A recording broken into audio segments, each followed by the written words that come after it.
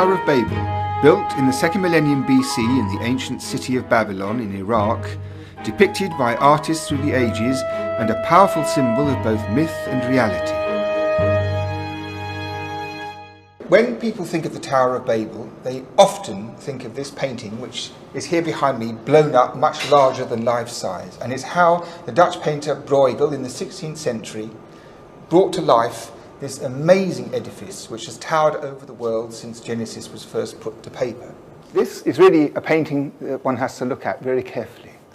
It's full of extraordinary things, not least the fact that part of the tower seems to be completely finished and part of it's still in a rudimentary state, and you might imagine that it would all be rudimentary and then all finished at once, but if you've ever worked on a big building project you'll know that isn't the case. What people don't often know, however, is that the Tower of Babel itself, as imagined here, was once a real building called the ziggurat in the centre of the capital, Babylon, ruled over by Nebuchadnezzar II. And parallel to this historical account, the Old Testament tells us that the tower, built so that its top may reach unto heaven, became a symbol of human ambition when the whole world had just one language.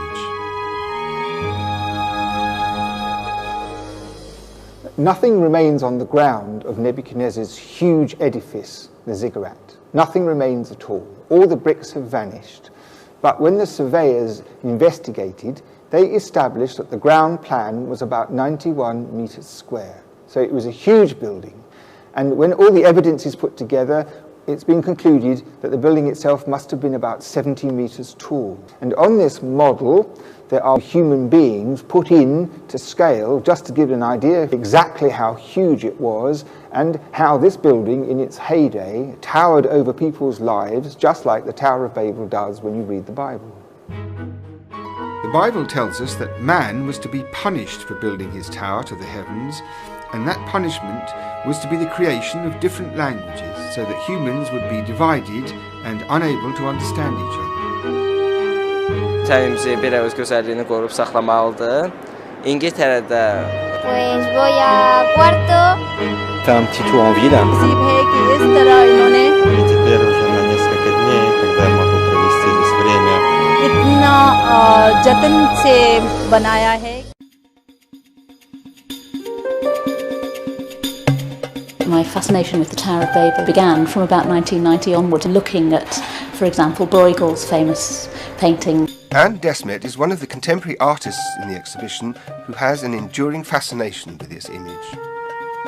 The Tower of Babel story is significant in that I find it as a symbol of human aspiration and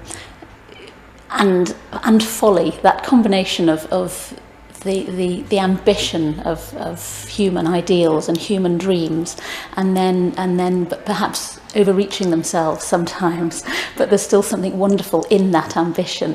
And I think there's something in our own generation when there are moments of apocalypse. 9/11 was another one, obviously an obvious one, that it seems to make you think back to that historical tradition of the Tower of Babel. It seems still a very relevant image for today.